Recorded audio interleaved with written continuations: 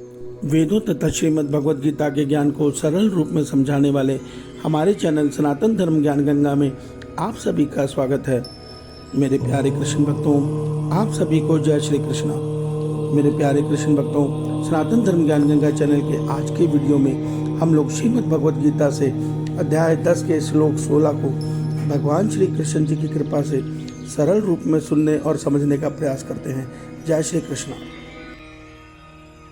वक्तुमर्हस्य शेषेण दिव्या ह्यात्मविभूतयः याभिर्विभूतिभिर्लोकान् इमांस्त्वं व्याप्य तिष्ठसि। मेरे प्यारे कृष्ण भक्तों, श्रीमद् भगवद गीता के अध्याय 10 के श्लोक 16 में अर्जुन भगवान श्री कृष्ण जी से बोल रहे हैं, हे केशव, इसलिए आप ही उन अपने दिव्य विभूतियों को संपूर्णता से कहने में समर्थ हैं, जिन विभूतियों के द्वारा आप इन सब लोगों को व्याप्त करके स्थित है।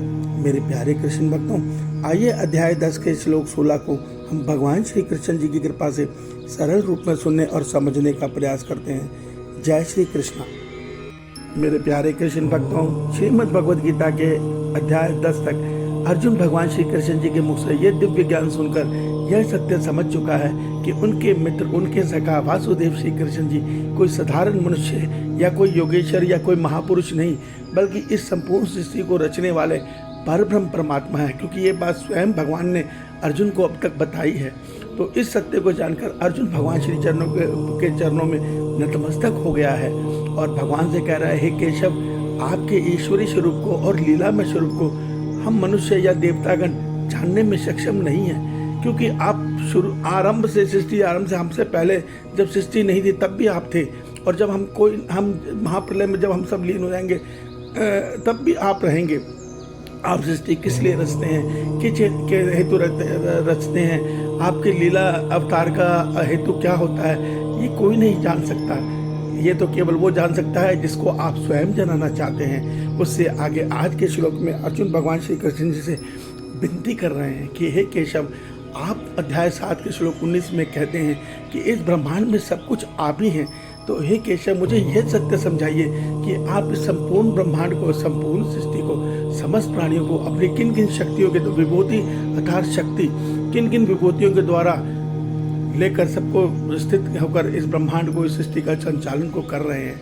अर्जुन का ये प्रश्न भगवान से है।